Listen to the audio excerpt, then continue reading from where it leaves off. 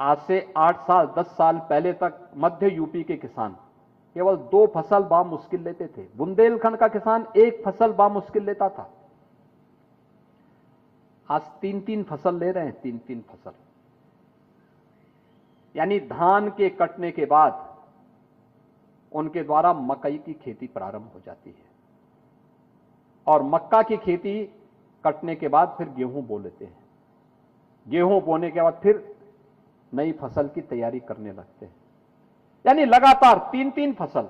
और जब मैं इस बार मध्य यूपी में गया था अन्नदाता किसानों के साथ बातचीत करने के लिए, पूछने के लिए कि भाई क्या है आपकी स्थिति, तो एक एक किसान 1 एकड़ में 1 लाख रुपए की मक्का की खेती में नेट प्रॉफिट कमा रहा था। 1 लाख रुपए 1 एकड़ खेत में।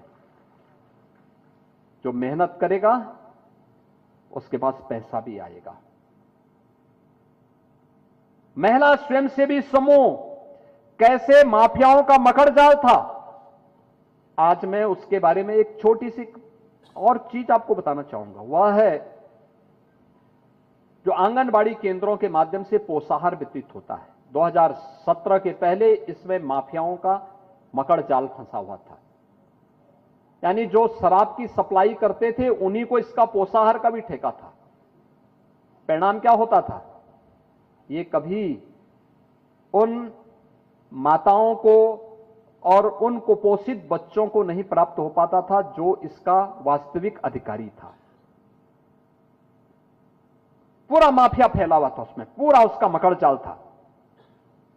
हम लोग आए, बहुत प्रयास किया मकड़ जाल को तोड़ने के लिए, लेकिन उसका इतना वह उसका सपोर्ट था हर एक स्तर पर, हर जगह, कि अंत में हमें यह तय करना पड़ा कि हम लोग अब प्लांट लगवाएंगे।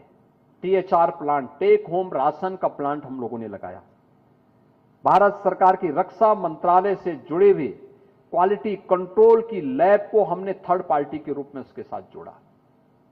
उत्तर प्रदेश से कोई नहीं होगा, देश की जो सबसे अच्छी क्वालिटी दे सकता हो उस क्वालिटी के साथ जोड़ने के लिए हमने कार्रवाई प्रारंभ की। और फिर ट्रेनिंग के कार्यक्रम के साथ हमने THR को आगे बढ़ाया। रेसिपी हम लोगों ने तैयार करने के लिए कहा कि भाई लोकल हमारे अन्नदाता किसानों के द्वारा जो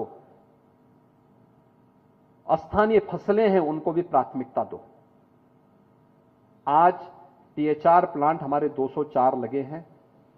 60,000 महिलाएं आज 8,000 रुपए हर महीने इस पे कमा रही हैं। 8,000 रुपए